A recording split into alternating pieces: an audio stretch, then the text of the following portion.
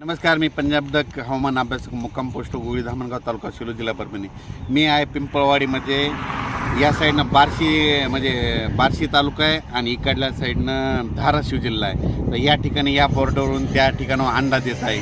तर सर्व शेतकऱ्याला पहिले आनंदाची बातमी, कारण की राज्यामध्ये या बार्शी तालुक्यामध्ये ह्या भागामध्ये सोयाबीन शेतकऱ्याचं काढायला आलं आहे. म्हणून 12 तारखेपासून तर जवळपास 19 तारखेपर्यंत या भागातील पाऊस उघडणार आहे. म्हणून या बार्शी तालुक्यातल्या धाराशिव जिल्ह्यासाठी आनंदाची बातमी. राज्यात एकंदरीत परिस्थिती बघायची झाली तर राज्यामध्ये आता 13 तारखेपासून 13 सप्टेंबरपासून ते 19 सप्टेंबरपर्यंत राज्यात उघाड राहणार आहे. ज्या शेतकऱ्याचं सोयाबीन आलेलं असेल, तुम्ही काय करा, हे 8-10 दिवसात काढा, 1 दिवस ऊन द्या, नंतर त्याच्यानंतर झाकून ठेवा, म्हणून हे अंदाज लक्षात घ्यायचा. पण त्याच्यानंतर राज्यामध्ये परत पुन्हा 20 तारखेला परत पाऊस सुरू होणार आहे, म्हणून हे देखील सर्व शेतकऱ्यांना लक्षात घेतात. पण राज्यामध्ये 12 तारखेपासून तर 20 सप्टेंबरपर्यंत हवामान कोरडं राहणार आहे. विशेष पश्चिम महाराष्ट्रात कोरडं राहणार आहे.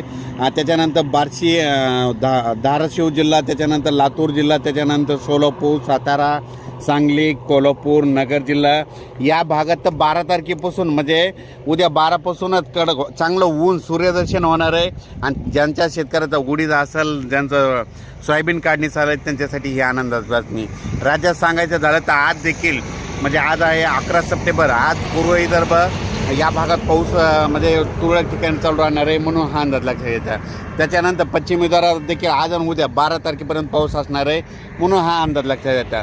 पण विदर्भामध्ये मात्र 14 तारखेपासून चांगलं सूर्यदर्शन होणार आहे. त्यांच्यासाठी ज्या शेतकऱ्याचं सोयाबीन आलेलं आहे त्यांना त्या 8 दिवसात आलेलं असलं तर तुम्ही काढा, झाकून ठेवा.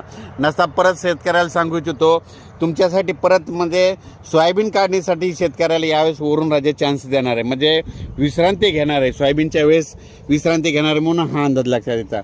सर्व